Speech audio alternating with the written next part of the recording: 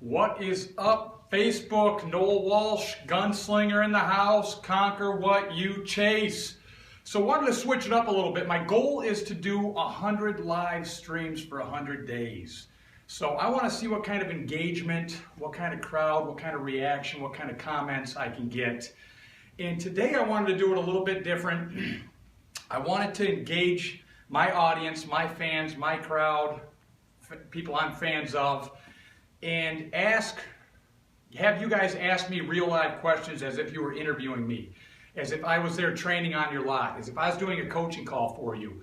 I want you to ask questions that you're dealing with. Now, believe me, I've been on the lot for 16 years, okay? I know about sales. I wish it was as easy as I could have just listened to somebody's CD or watched somebody's video or signed up for somebody's virtual program, but there's a lot of growing pains, a lot of stuff you need to learn on your own. So definitely in the shade today here in St. George, Utah. It's a balmy 100 degrees, but don't worry, it's only 109 on Sunday. Yes, we are in the high desert. It does get hot here. We are the desert. We get under 10 inches of precipitation a year. So first off, I hope everybody had a great last month, had a great May. May's always a strong month. Remember, we're getting into the busy season. Now is the time to work your customers. Follow up with people, mail, text, email, work your CRM, look at your notes, get out there, be on social media, engage with your customers. And do we have a question coming in, Sarah? Not yet. Okay, so engage with your customers, but be live, be real, and be with your customers. Be a part of them, a part of their post. Engage with them, get them excited. Let them know that you are, in fact, let me switch to this here. Let them know that you care and you actually are engaging with them, that you care what they have to say, that you are a part of their life. People want more than just a salesperson. People buy cars off people they either like, trust, respect, or know. If you get one of those things, you can get a sale. If you can get all four, you can get a home run, and you can get repeat and referral business. So make sure your customers know you, that you know them. Ask them questions about themselves. That is relationship selling. Ask them, engage with them. Ask them, are you going to take this Explorer on any trips this summer? What's the first thing you're going to do in your new Ford Fusion? What are you going to do with the first thing you get your Corvette? A great question to ask all your customers when you're delivering them, before you ask for referrals, before you ask for a survey, before you ask for reviews, is say, where are you guys going to dinner tonight? I would say with my customers, 8 out of 10 customers, especially evening deliveries when the whole family was there, they would go out to eat. It's a celebration. It's like a birthday. It's like an engagement. It's like an anniversary that people want to celebrate. So ask them things like this. Get them engaged. Get them thinking. They might not even be planning on going out. But then you plant that seed in their head, and all of a sudden they're going to say, wow, yeah, let's go out. We're going to go here. And guess what? Every time they go to that restaurant or every time they pass by that restaurant, they're going to think of you and the service you gave them. That's why excellent service is the most important thing you can do. Just throw your finger up when there's a question.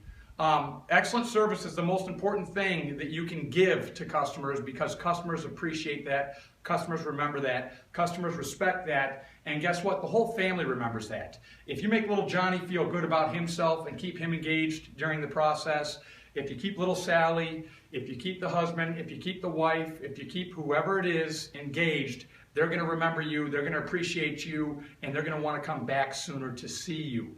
So always remember that. Stay engaged with your customers, stay real with them, stay live with them, stay engaged, and engage in many different ways. I've heard people say mail is dead. Mail was my most effective form of marketing, okay? I've only been out of car sales actually on a lot, making commissions for 2 months. So that was how I gained most of my business, was with letters, postcards, things like that. Think about it. Do you want your plumber calling you and saying, hey, do you need any plumbing work done? But guess what? If you get a postcard from your plumber and it says we've got a 10% off special and there's that leaky sink upstairs in the bathroom that nobody uses, are you going to remember him and maybe call him because you got that card? Or you heard your neighbor complaining about how they've got the leaky sink in the basement? Are you going to hand him over that postcard? or hand them, text them, forward them your plumber's contact information? Absolutely you are. You need to stay in front of people and let people remember that you're there. Don't just assume that our customers know where we work, that we're still there. Believe me, a lot of the car salespeople they dealt with in the past, they came to get their first oil change and Billy was gone and Sally was out of there. Or they came back 2 years later and yeah, we're here to see Johnny Jones. Oh, Johnny's no longer with us. He's been gone for about a year. They've dealt with that in the past. So let people know you're still there. Let people know you're around. Give people a gimmick, okay? Give them something that makes them want to call you or at least refer you. Hey, we're having a huge St. Patrick's Day sale. Hey, we're having a Mother's Day sale. Hey, we're having Father's Day sale. We're having an Easter sale. We're having a Halloween sale. You can use a sale every month. At least get the customers excited, because when car conversation comes up, those customers will say, yeah, my guy, Noel Walsh, just sent me a letter, just sent me a postcard saying that there is a St. Patrick's Day sale going on over here at ABC Motors. Let them know. Create an urgency. Create a hype. Say that you're going to be giving vendor discounts. Say that you're going to be giving family cost on used cars. Give them something of value. How do you think Kohl's got so big? Okay, they said that their pants were $80, and they say that they're 50 or 60% off, and then they send you a coupon in the mail that says you get another 30% off. So you're getting 80%, 70%, 60%, whatever the case is, off of these pants that really should have only been $30 to begin with. So you're really paying market value because they roped you in. And think of how many people went there just for the simple fact that they had an assumed value, an assumed deal. They had a perception that they were getting a value. They got that 30% coupon. I noticed as Kohl's business has gone down, we always seem to get a 30% coupon. They feel like, wow, I'm getting the very best deal that I can get. Now, you can get the same pants at Macy's or better pants for $60 right from the get-go, and they're going to last you 3 times as long. So it's a perceived value, a perceived deal. It's the perception. So ride into the perception of your customers. Keep in front of your customers and let them know that you are still there. Don't ever assume with customers.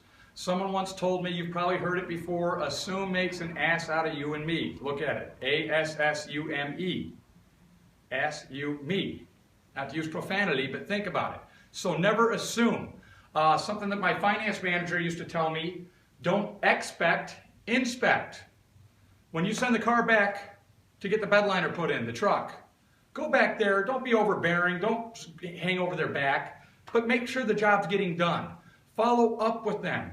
Don't expect, inspect. Same thing when you're sending something out to a third party.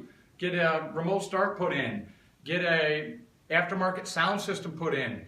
Get a rust proofing, get a rhino liner, whatever it is, whatever market you're in, follow up with them. Give them a deadline. Don't assume, because guess what? I was on the phone today with my social guy, and I'm going to get on the phone right after this with my social guy and my IT guy. And, well, I thought so-and-so was doing this. Well, I thought so-and-so was doing this. Well, you just have to do this. And I said, listen, I hate technology. I know I'm on social media a lot. I know how to email. I mean, I know all the basics of how to do stuff. I basically do it all from my iPhone, which is recording me right now. But I don't want to figure all this stuff out. Like, that's why I bring people on. Think of how your car customers feel.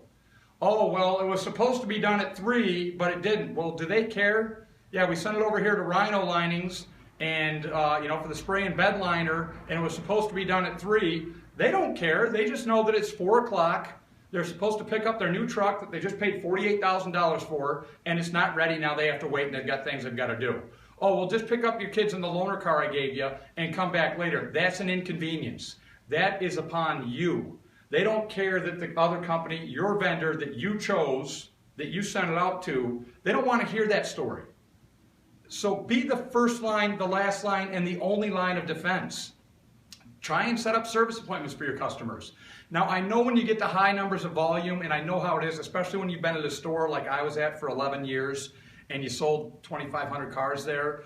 I know what it's like to have all those customers, and there's only so much service you can give, but when you're in the building, give as much as you can, and always give as much as you can to a customer. Chad Lynn, I think I posted it, he sent me a text message how he put a deal together of a customer that he just spent that extra 5 minutes, just that extra 5 minutes to follow up with that customer. And he put a car deal out of it. But I talked about that on the last live feed, is spend 5 extra minutes with the customer. Spend 5 more minutes building that relationship, building that rapport, and doing a true needs and wants assessment. What we need to find out is what convenience is the customer looking for. Like when I bring on a social person, it's because it's hard for me, for all these social forums, to be active, to make sure that I'm not missing anything, to be completely engaged. I need him to do a lot of the other stuff that just drives me crazy.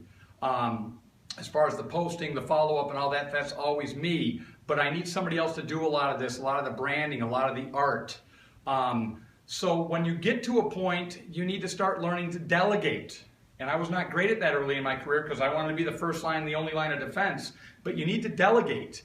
And how you delegate is you have people feel important about them helping you, and how that's a success to you, a success to the customer, a success to them, and a success to the store.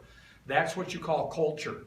You need to get everybody to do what they're paid to do, what they're capable to do, get them on your page, especially as you grow in sales. I talked to Jason Sapp today. We talked for about 15, 20 minutes. The guy is a horse. If you aren't following him on Facebook, well, I think he's at 5,000 friends, but you can at least follow him.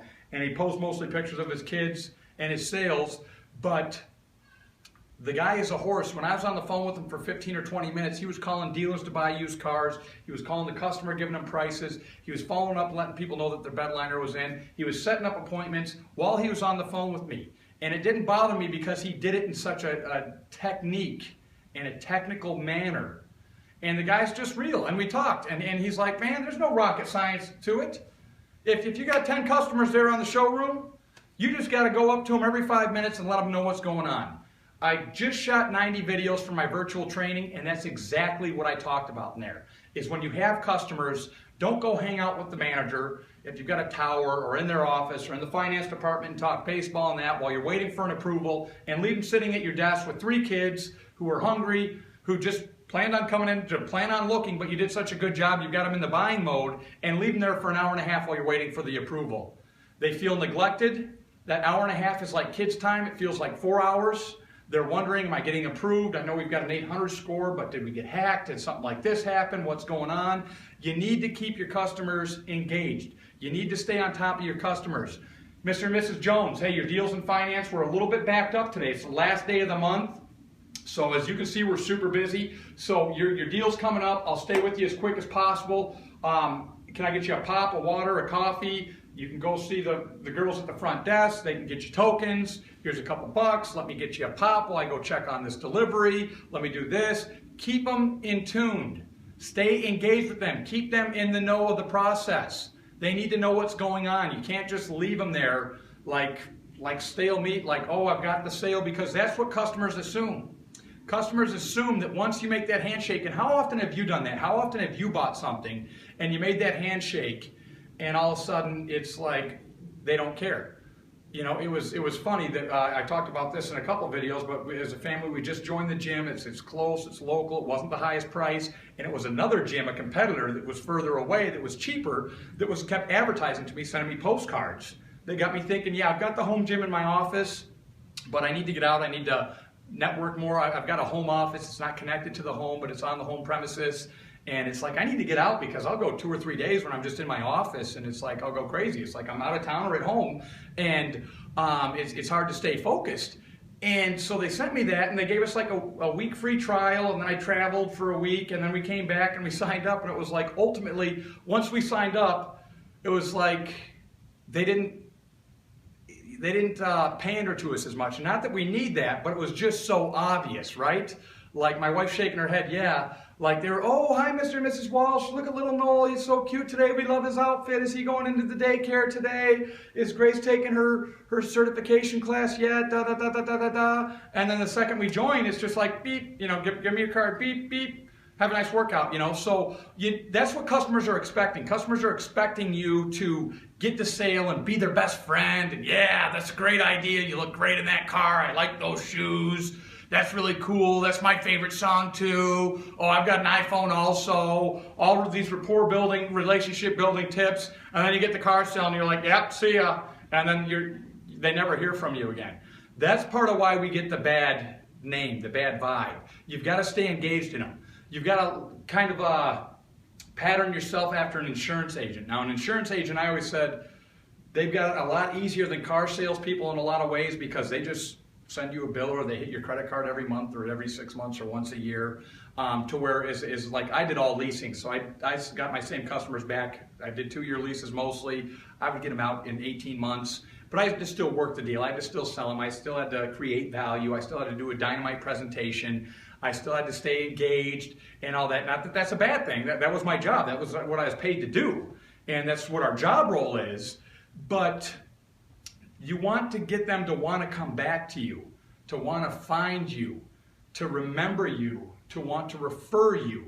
You don't just want to assume that they are going to come back to you because they bought one. I remember that when I first started selling, that I was like, oh, I'm getting some car sales. Those will be automatic car sales.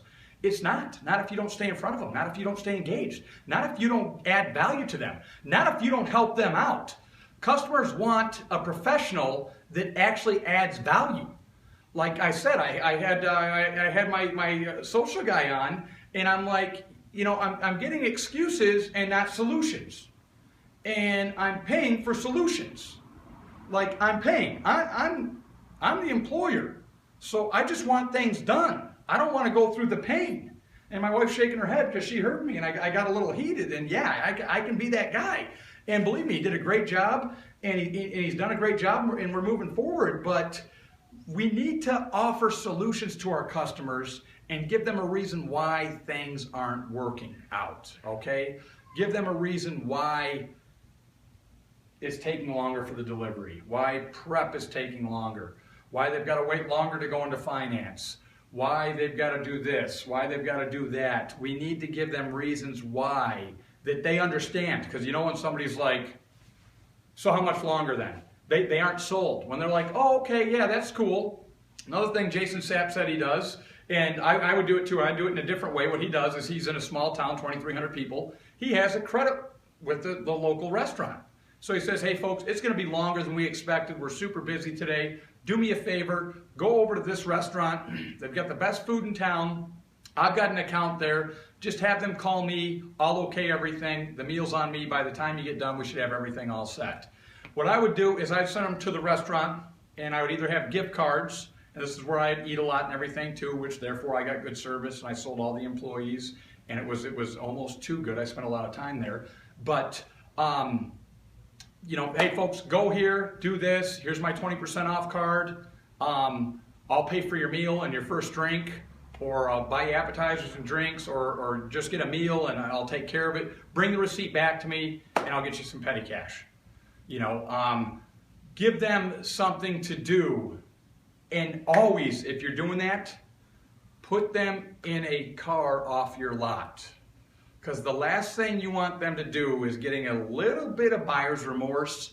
And we were on the strip, there was like 20 dealerships there.